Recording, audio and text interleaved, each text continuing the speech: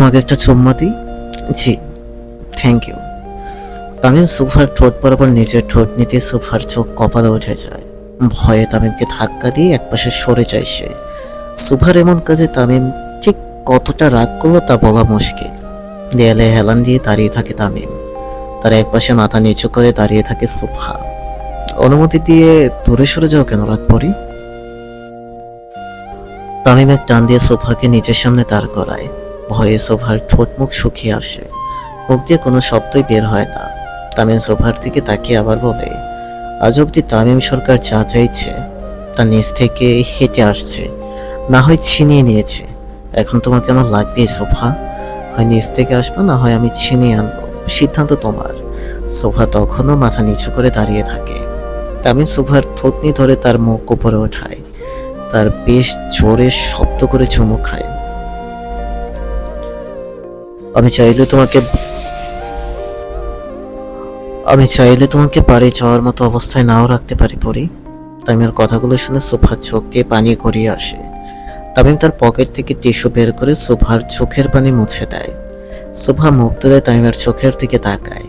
এক মুহূর্তের জন্য চোখে চোখ পড়ে যায়, কিন্তু তৎক্ষণাৎ সোফা চোখ সরিয়ে নেয়। খুব সাহস নিয়ে সোফা বলে, বাড়ি যাব। কোথায় যাবি তুই? ঘুরছে ওঠে তামিম। তামিমের হঠাৎ এমন জোরে ধমক শুনে আঁতকে ওঠে সোফা। যতক্ষণ না আমার মন ভরছে ততক্ষণ আমার সামনে বসে থাকবি। তামিম সোফার হাত ধরে তাকে চেয়ারে বসায় আর তার সামনে টেবিলে নিচে বসে। টেবিলে থাকে একটি বড় বক্স নিয়ে তামিম সোফার হাতে তুলে দেয়। বক্সটি বেশ বড় ও ওজন হওয়াতে ধরতে সমস্যা হচ্ছিল সোফার। এখানে 365টা হিজাব আছে, প্রতিদিন একটা করে পরে বের হবা। পরের বার যদি হিজাব ছাড়া দেখছি, মাথার একটা চুলও আস্ত রাখবো না। সোফার মুখ ফ্যাকাশে হয়ে যায়। সে বুঝে গেছে তামিমের কথা শোনা ছাড়া আর কোনো উপায় নেই। যেখানে পুলিশ প্রশাসন তার পকেটে, সেখানে এমন কেউ নেই যে তাকে তামিমের হাত থেকে রক্ষা করবে। সোফাকে চুপ থাকতে দেখে তামিম আর কোনো কথা বাড়ায় না। তার লোকদের দিয়ে সোফাকে বাসায় পাঠিয়ে দেয়। আর তামিম তার চেয়ারের সামনে দাঁড়িয়ে চেয়ার ভালো মতো পর্যবেক্ষণ করে আর চেয়ারকে উদ্দেশ্য করে বলে, তুই খুব লাকি রে চেয়ার। আমার শখের নারী আমার কোলে না বসে তোর উপরে বসেছে। I feel so jealous. Tamim তার বডিগার্ডকে ডাকিয়ে সোফার বসা চেয়ারকে সাবধানে বাড়ি নিয়ে যেতে বলে আর সোজা তার রুমে নিয়ে রাখতে বলে। সবাইকে কড়া নির্দেশ দেয় শুধু চেয়ারে পা ধরার জন্য। চেয়ারের উপর যদি ভুলেও কেউ হাত দিয়ে ধরে, তার হাত কেটে ফেলবে বলে ওয়ার্নিং দেয় তামিম। তামিম লোকেরা সোফাকে সাবধানে বাড়ি পৌঁছে দিয়ে সোজা পার্টি অফিসে চলে আসে। তামিম তখনও সোফার চিন্তায় মগ্ন। হঠাৎ তার পঞ্চপাণ্ডব সামনে আসতেই তামিমের ধ্যান ভাঙে আর প্রকুচকে তাকায় তামিম তাদের দিকে। কিরে মানিক, তো লুঙ্গি কই? ভাই, কঠিন বাতাসে লুঙ্গি আকাশে। কালামানিকের কথা শুনে অট্ট হাসিতে ফেটে পড়ে চারপাশ। আমার বউয়ের সামনে আবার লুঙ্গি ছাড়া ঘুরস নাই তো? না ভাই, ভাবিরে দিয়ে আসনের সময় ভাবলাম একটু চা খাই, যেই বাইরে বের হইছি বাতাস আমার লুঙ্গি উড়াইয়া গেছে। তোদের মতো পাঁচ পাগলা আমার কপালে যে কই থেকে আসলো। তামিমের দেওয়া হিজাব নিয়ে সোফা খুব সাবধানে বাড়িতে প্রবেশ করে। এই প্রথমবার সোফা নিজের মায়ের থেকে কিছু একটা লুকোলো। বাড়ি এসেই সোজা নিজের রুমে চলে যায় সোফা আর দরজা বন্ধ করে খুব জোরে জোরে নিঃশ্বাস নেয়। কিন্তু তার এই শান্তিতে থাকা বোধহয় তামিমের পছন্দ নয়। সে অনবরত সোফাকে কল দিয়েই যায়। সোফা প্রথমে কল ধরে না, তার কিছুক্ষণ পর সোফা ফোনে টেক্সট আসে, আমার কি আসতে হবে? তামিমের এই এক লাইন টেক্সট থেকে সোফার কলিজার পানি শুকিয়ে যায়। সে সাথে সাথে কল ব্যাক করে তামিমকে। সোফা কল দেওয়ার সাথে সাথে তামিম রিসিভ করে আর মুখ গম্ভীর মুখ নিয়ে তাকায় সোফার দিকে। সোফা ভয়ে ভয়ে তাকায় তামিমের দিকে। তোমার আমাকে কিছু একটা বলার ছিল রাতপরি। সোফা তামিমের কথার অর্থ বুঝতে না পেরে শুধু তাকিয়ে থাকে। কালকে বিকেলে আমাকে তুমি I love you too Tamim বলবা। সোফার মনে পড়ে যায় সেদিনের কথা। তামিম তাকে সারা রাত দিয়েছিল খাবার জন্য, কিন্তু পরের দিন ঘটনার জন্য আর কিছু বলা হয়নি সোফার। শোভা ভেবেছিল হয়তো তামিম ভুলে গেছে, কিন্তু না, তামিম ভোলার মতো বান্দা নয়। আজকে সারা রাত হব, কালকে উত্তর দিও। উত্তরটা যেন হ্যাঁই হয় রাত পরি, না হলে নিজেকে কবরে দেখার জন্য প্রস্তুতি নাও। আমি একটু ব্যস্ত, আজকে এইটুকুই লিখতে পেরেছি। তোর দৃষ্টি যেন শুধু আমার হয়, তোর কান যেন শুধু আমার নামে শোনে, তোর শরীরের প্রতিটি পরত যেন শুধু আমার আদেশে সাড়া দেয়। এটাই আমার ভালোবাসা সোফা। সোফার ছবি দেখতে দেখতে কথাগুলো বলতে থাকে তামিম। তোকে দেখার, তোকে ছোঁয়ার একমাত্র দাবিদার যেন আমিই হই সোফা। সোফার ছবিতে খুব জোরে জোরে শব্দ করে চুমু খায় তামিম। সোফাকে তার বাড়ি পাঠিয়ে তামিম এবং তার লোকেরা সোজা পোড়াবাড়িতে আসে। পোড়াবাড়িতে আসার পর থেকে তামিম একা একা সোফার ছবি দেখে কথা বলতে থাকে, আর তার পঞ্চ পাণ্ডব তা দেখতে থাকে। তামিমের মতো এত তামিমের মতো এত নৃশংস লোক একটি মেয়ের জন্য এত ঠান্ডা হয়ে যাবে তা কল্পনা করাও ছিল মুশকিল। কিন্তু আজকে তামিম কেমন প্রেমিক পুরুষে পরিণত হতে দেখে সবাই বেশ বড়সড় শক খায়। ভাই জটিল প্রেমে পড়ছে রে, মুখ বন্ধ রাখ শালা। ভাই শুনলে আমাকে পরপরের টিকিট ধরাইয়া দিব। তামিমের পেছনে দাঁড়ানো তার পঞ্চ পাণ্ডবদের প্রতিটি কথা শুনতে পায় সে, আর ফোন পকেটে রেখে তাদের দিকে তাকায়। তামিম পেছনে ঘোরার সাথে সাথে পাঁচজন একদম নিরীহ মানুষের মতো দাঁড়িয়ে থাকে আকাশের দিকে তাকিয়ে। আকাশে কি তোকে মরা বাপের ছবি আইয়া পড়ছে নাকি? তাকিয়ে আছিস কেন? পাঁচজনই একসাথে তামিমের দিকে তাকায় আর একসাথে মাথা নেড়ে না সম্মতি জানায়। তামিম নিজের পাঞ্জাবির হাতা উপরে জড়াতে জড়াতে ওদের দিকে এগিয়ে আসতে থাকে। ভাই খেপছে রে, পালা।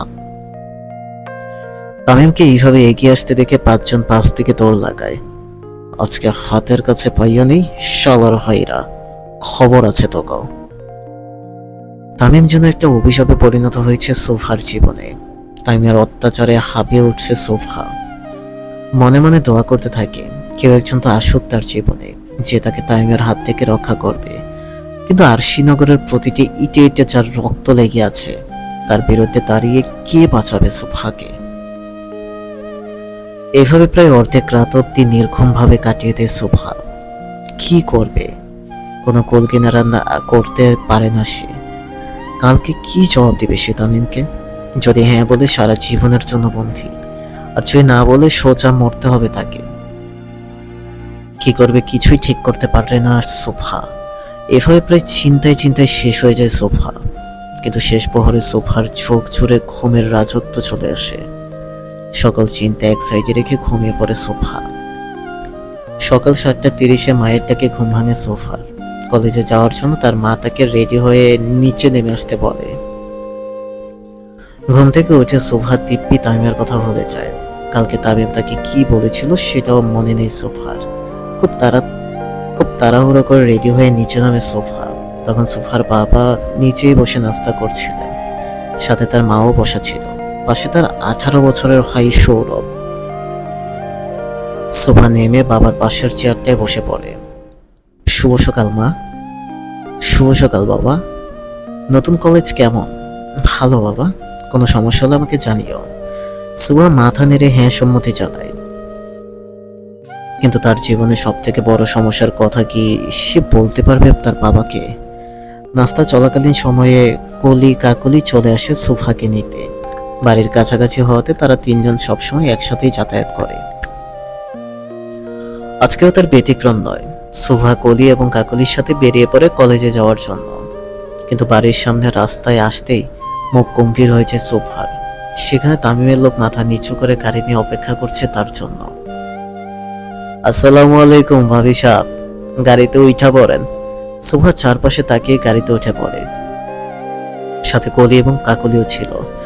সারা রাস্তা তিনজন একদম নীরবতা পালন করে আসে। কলেজে আসতে সোফা এবং তার বান্ধবীরা তাড়াতাড়ি করে নেমে পড়ে যেন কেউ তামিমের গাড়ি করে আসাটা না দেখে। ভাবি সাহেব, গাড়ি এখানেই থাকবো, আমরা আশেপাশে আছি, কিছু হইলে খালি একটা ডাক মাইরেন।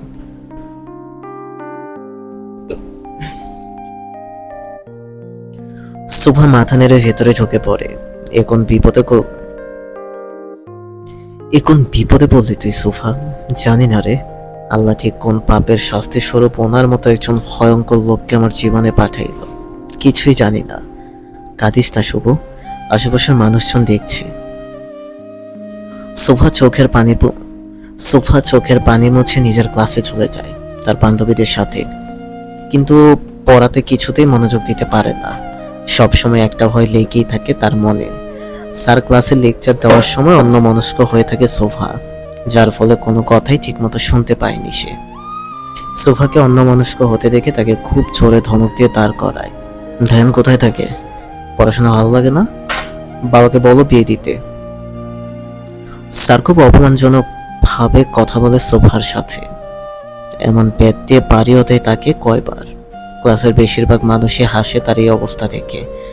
সোফার চোখ দিয়ে টপ টপ করে পানি পড়তে থাকে। 1:30 ক্লাস শেষ করে কলেজের বাইরে আসে সোফা এবং তার বান্ধবীরা। তামিমের গাড়ি সেখানেই রাখা ছিল। সোফা বাইরে আসতেই তামিমের লোকেরা গাড়ির দরজা খুলে দেয়, আর তারা 3জন বসে পড়ে গাড়িতে। হাতে কি খুব ব্যথা করছে শুভ? কাকুদের প্রশ্নের সামনে বসে থাকা তামিমের 2জন লোক আরেকজনের দিকে তাকায়।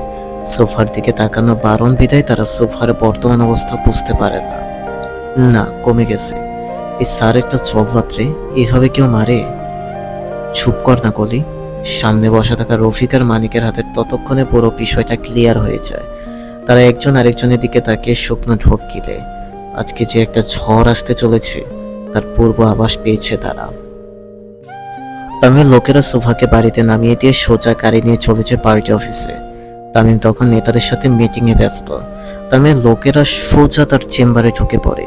যদি তাদের আগে অন্য কেউ সোফার মার খাওয়ার বিষয়টি বলে দেয় তামিমকে, তাহলে আজকে আর ঘাড়ে তার মাথা থাকবে না। তারা সোজা মিটিং এর মাঝেই ঢুকে পড়ে।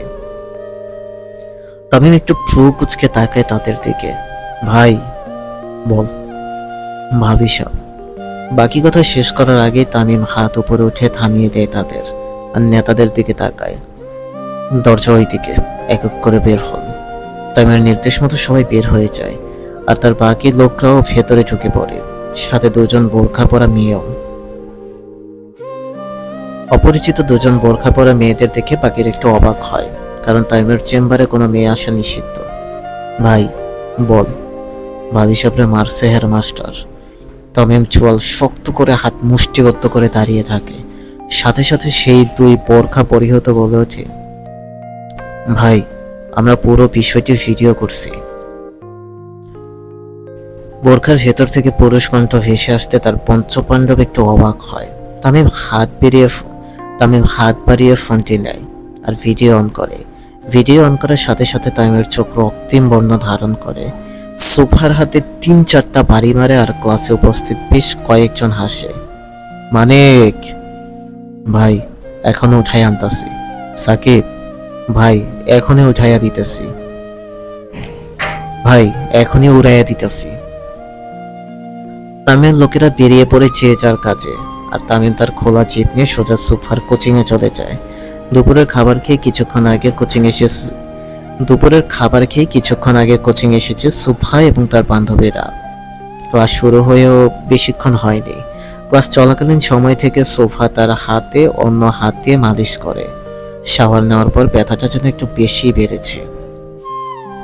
ক্লাস চলাকালীন এক পর্যায়ে তামিম হনহনিয়ে ঢুকে সোফার ক্লাসরুমে। তামিমকে ঢুকতে দেখে সবাই দাঁড়িয়ে যায়, আর কোচিং শিক্ষক সাইডে দাঁড়িয়ে খুব ভয়ে সালাম দেয় তামিমকে। তামিম কোনো কথা না বলে সোজা সোফার সামনে দাঁড়ায়, আর তার হাত ধরে দেখে ঠিক কতটা দাগ বসেছে। তামিম হঠাৎ এভাবে আসতে দেখে সোফার প্রাণ যায় যায় অবস্থা। তামিম সোফার হাত ধরে তাকে নিয়ে বেরিয়ে আসে। ঠিক তখনই কোচিং এর প্রিন্সিপাল চলে আসে। তামিম সোফাকে নিয়ে যেতে যেতে বলে, ওর ফিরতে দেরি হবে, বাসায় কিভাবে সামলাবে ওইটা আপনার ব্যাপার। প্রিন্সিপাল রুমাল দিয়ে কপালের ঘাম মোছে, আর তামিম সোফার হাত ধরে তাকে জিপে বসায়। খুব জোরে গাড়ি স্টার্ট দেয়। সোফা ভয়ে হয়ে থাকে। তামিম সোফাকে নিয়ে সোজা তার গোডাউনে নিয়ে যায়, আর ভেতরে ঢুকে পড়ে। গোডাউনে ঢুকতে সোফার চোখ কপালে ওঠার মতো হয়ে যায়। সামনে তার শিক্ষক হাত পা বাঁধা অবস্থায় বসা, কয়েকজন সহপাঠী। কোন হাত দিয়ে মারছিল তোমাকে? সোফা ভয়ে কোনো কথা বলে না। তামিম খুব জোরে চেঁচে ওঠে, চাপাতি দে মানিক। তামিম কেমন ভয়ঙ্কর রূপে দেখে সোফার চোখ দিয়ে পানি পড়তে থাকে। সে বুঝতে পারে এখানে খুব ভয়ঙ্কর কিছু হতে যাচ্ছে। সোফা সোজা তামিমের হাত ধরে তাকে রিকোয়েস্ট করতে থাকে, প্লিজ ওনাদের কিছু করবেন না প্লিজ। তামিম নিজের হাতের দিকে তাকায়। এই প্রথমবার সোফার নিচ থেকে তার হাত ধরেছে। তুমি এভাবে বললে তো খবিজা কেটেও তোমার হাতে দিয়া দিতে পারি পরি। সোফা সাথে সাথে নিজের হাত ছাড়িয়ে নেয় আর তামিমও স্বাভাবিক হয়। ওদের ছেড়ে দিয়ে আয় মাহির। আচ্ছা ভাই। এই প্রথমবার কেউ তামিমের গোডাউনে এসে জীবন নিয়ে ফিরে গেল। তার লোকেরা একজন আরেকজনের মুখ দেখে আর তামিমের ভাবমূর্তি বোঝার চেষ্টা করে। তামিম পেছনে ফিরে তার লোকদের দিকে তাকায়। ভাই ভাবির রোমান্স দেখতে দাঁড়িয়ে আছো? ভাই ভাবির রোমান্স দেখতে দাঁড়িয়ে আছো শালার ভাইরা? তামিম চোখ রাঙানো মাত্র তার লোকেরা বাহিরে চলে যায় আর তামিম সোফার দিকে তাকিয়ে এক পা করে এগিয়ে যেতে থাকে। তামিম যত এগিয়ে যেতে থাকে সোফা তত পিছিয়ে যেতে থাকে। একসময় দেয়ালের সাথে আটকা পড়ে সোফার পিঠ। তামিম এক হাত পকেটে ঢুকে আর এক হাত সোফার মাথার উপরে রাখে। কিছু একটা বলার কথা ছিল রাতপুরি। সুহা খুব শক্ত করে নিজের জামার কিছু একটা বলার কথা ছিল রাতপুরি। সুভা খুব শক্ত করে নিজের জামার সাইড ধরে উত্তরটা দাও। সুভা কি বলবে কিছু ভেবে পায় না। তামিম সুভাকে চুপ থাকতে দেখে বেশ বিরক্ত হয়ে যায়, তাই জোরে ধমকে বলে, উত্তর দে। সুভা তামিমের ধমক শুনে চমকে ওঠে আর ভয়ে হয়ে বলে দেয়, আই লাভ ইউ টু। ঠিক করে বলো, I love you too Tamim. তামিম মাথা নিচু করে সুভার কালে কিস করে। আমি কি তোমাকে জোর করছি? জি। কি? না, দেখো নিজ ইচ্ছায় আমার প্রেমে সাড়া দিয়েছ, এখন মৃত্যুর আগ অব্দি আর ছাড়াছাড়ি নেই। সুভা তামিমের কথা শুনে শুধু আফসোস করে। যেখানে তামিম জোর করে হয় দেখিয়ে তাকে আই লাভ ইউ টু বলিয়েছে, সেখানে নিজ ইচ্ছেতে কিভাবে সে তার প্রেমে সাড়া দিল।